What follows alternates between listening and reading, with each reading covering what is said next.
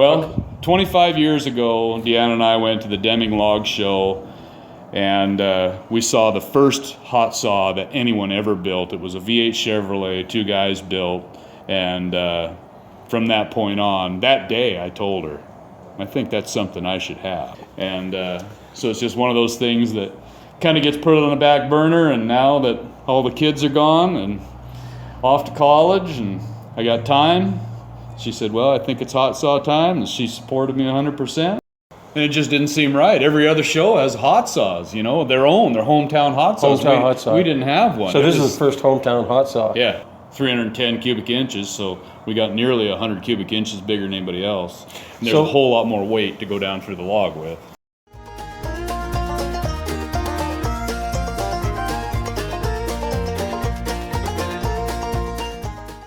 It takes a lot of measuring. There's a lot of fitting in order to get all this lined up. Because if it's not lined up, your belt won't run true, and it'd be catastrophic failure at those kind of RPMs if you didn't have everything exactly right.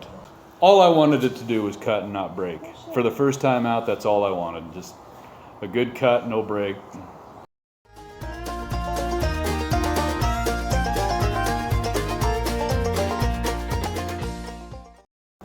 I went to North Bend Machine to have my machine work done on the block, R&Q Machine to have the machine work done on the heads, Jim Green's Performance Center in Monroe for the pulleys and belt.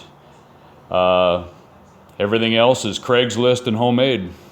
And then I've got all the assembly tools for all internal engine work. I've done quite a few engines. You know, I was real comfortable with putting an engine together. I just never built a V8 chainsaw. The engine wasn't an issue.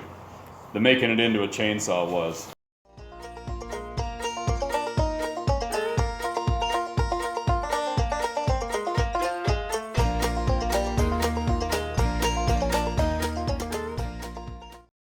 All my electrical. This is on-off switch, start button, light for power, fuse, tachometer, water, oil pressure.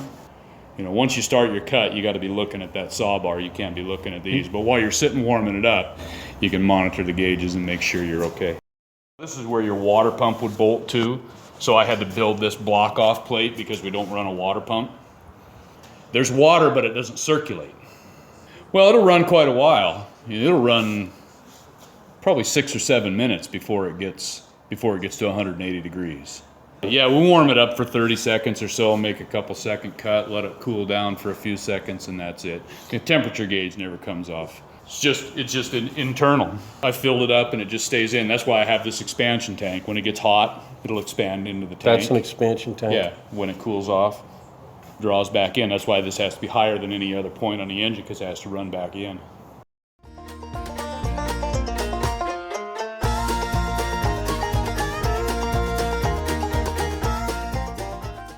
The chains make 6 cuts, and it's worn out. 6 cuts. Year-old cottonwood, so it was pretty hard wood. 20-inch diameter, roughly.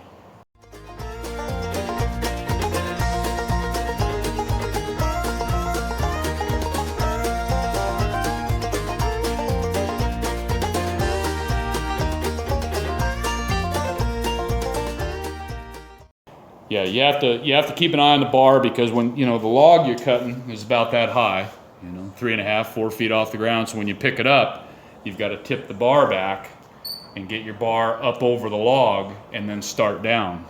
So you've got to keep an eye on your bar to make sure that you're clearing the log and you're up over top of it and not taking too much of a slice off the log, because we've only got so much wood and we all have to share it all weekend, so we can't take a big chunk, you know.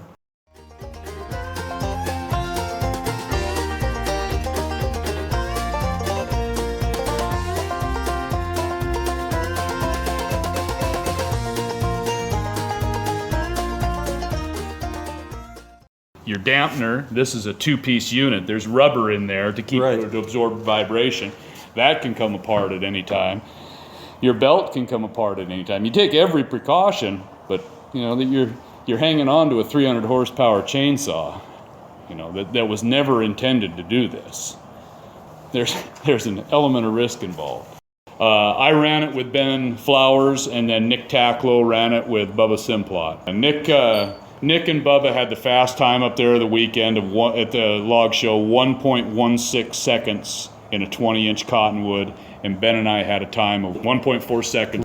Yeah, there's not a lot of time to critique what you've done. You just kind of blip the loud handle and hang on.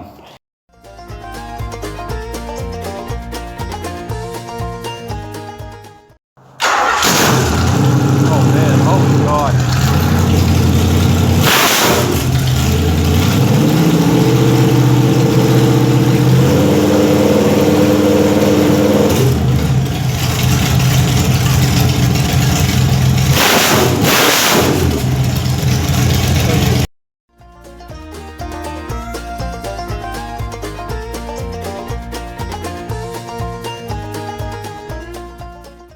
Well, it depends on what crowd you're in. See, if you're in the environmentally friendly crowd or politically correct, it's Paul Bunyan's back scratcher.